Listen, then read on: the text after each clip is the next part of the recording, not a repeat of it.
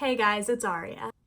And if you couldn't tell from the title of this video, this is probably going to be my last video on YouTube for a while or maybe ever. I don't know, I hope not ever. I do enjoy giving advice, especially about the college admissions process and college in general, which is something I'm super passionate about. But when I started making videos about a year ago, I really thought YouTube was for me. And I've come to realize over this past year that I've just slowly stopped enjoying making these videos. And I really didn't want to continue this at Penn, especially if I was going to vlog stuff like move-in day or a dorm room tour or events with my friends. I realized I'd be missing out on the actual experience where I'd just be filming on my phone, and I didn't want that to happen. So I hope you guys understand. I so appreciate all of the support that you guys have given me throughout making these videos, like my IB Day decision reaction, all of the advice I've given, my ACT and SAT videos, and I'll leave all of those up for the future. And in this video, I'm going to give some last pieces of advice on topics that you guys have commented about: starting your own company, leadership positions, and extracurriculars. So I'm going to try to end with some final big pieces of advice, but I just wanted to make this video as like a thank you and I hope you understand why I'm going to stop doing this for a little while or maybe ever. We'll see. So starting with, I think one of you commented on my last videos, how to attain leadership positions and extracurriculars, which I think is huge. Being able to get those leadership positions, especially to show colleges that you're really passionate about a certain club or sport activity. I think I might have addressed this in my extracurriculars video, but really start getting involved in clubs early, freshman year, sophomore year if you can.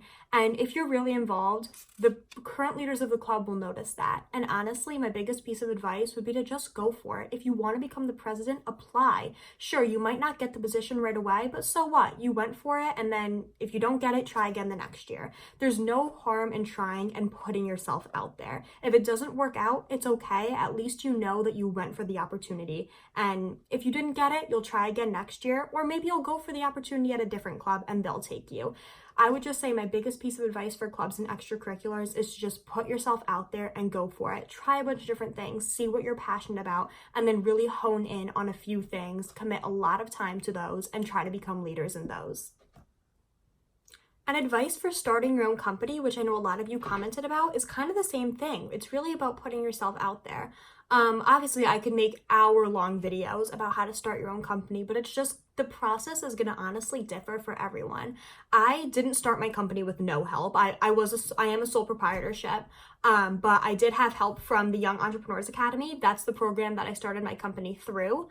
This isn't like a plug for them or anything, but they were really great. You can search them on the internet, Young Entrepreneurs Academy, and maybe sign up for their program if you can, if you have the means to, and if you have the time to, and if you're serious about starting a company. I think they're really great. If not, though, you don't need to go through a program in order to do that.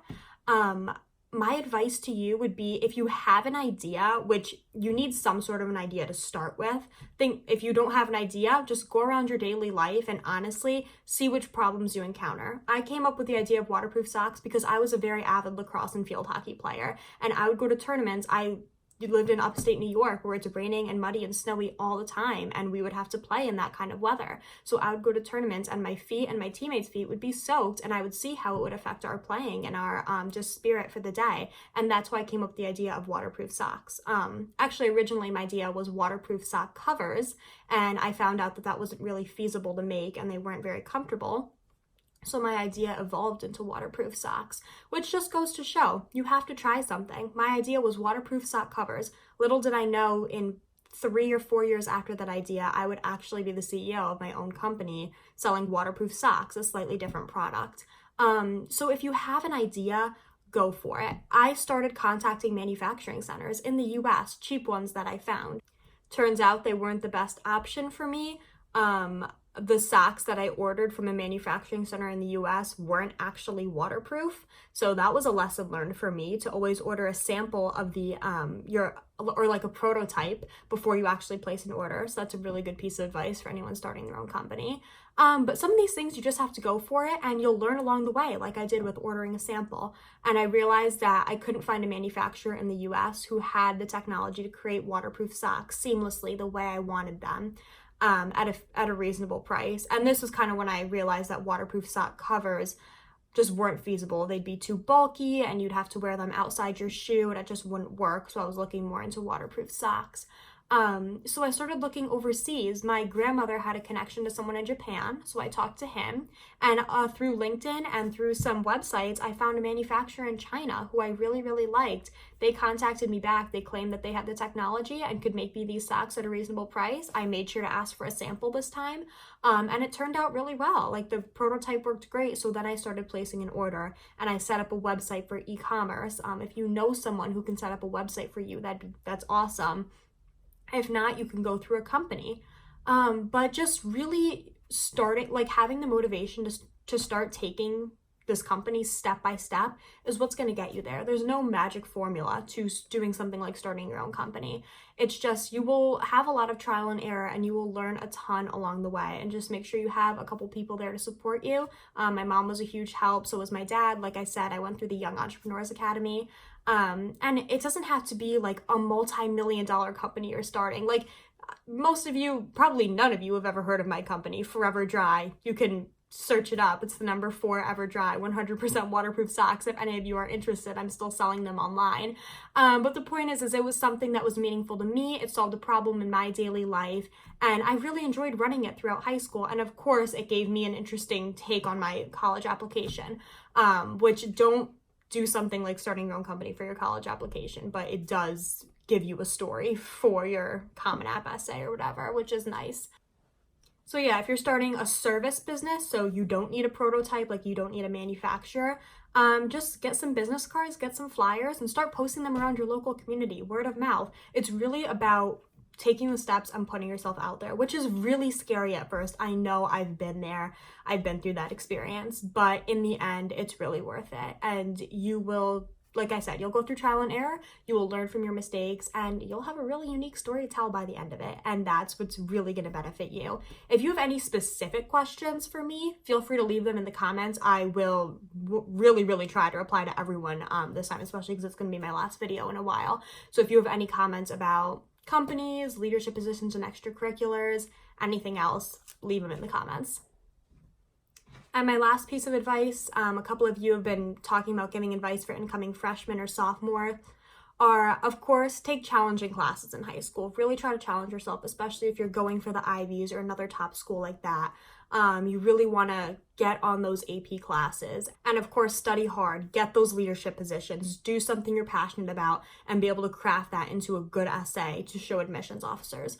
But in the end, high school goes by so fast, and that's what I realized. I know this sounds so cliche, all right, I know, but that's what I realized just graduating a month ago and leaving for college in less than a month, but at the time that I'm filming this video. Like, high school went by really fast. Like, those 4 years went by so fast. So spend some time with your friends, spend some time just enjoying yourself in high school, because it goes by really fast. And I know some of you freshmen, sophomores watching this right now, they're just getting all crazy about college. I get it, I've been there, but you're gonna be a senior like me and thinking about this, and you're gonna think the same thing. So just make sure you take some time to step back and just realize that getting into an Ivy or one of these top colleges, of course, I understand that it means so much to so many people, and it did for me too. And I'm so lucky and so grateful and so happy to be going to Penn, but you don't have to go to an Ivy to be happy. And I know a lot of you that are watching my channel, like, have that mindset, have that philosophy. Of course, that's like who I'm targeting, but just know that that is not the end all be all of life. That's like my final piece of advice. So anyway, thank you guys again for all of your support. I've loved making these videos, giving advice. And like I said, I don't think it's necessarily going to stop, but at least maybe it will. I just don't know how crazy Penn is going to be. It's going to be extremely difficult, I'm sure. And just between like trying to hang out with my friends, making new friends, classes, clubs, getting involved, it's going to be a lot. So I'll let you know like how it's going. Maybe I'll be able to make a video here and there, but stay subscribed if you want to see any more. Maybe once I'm in Penn, I can give some more Penn specific advice or Ivy specific advice, and maybe be able to film a day in the life or something at some point. But just like, if you like this video, give it a thumbs up, stay subscribed if you want, for some more college content. And I really hoped I helped some of you out.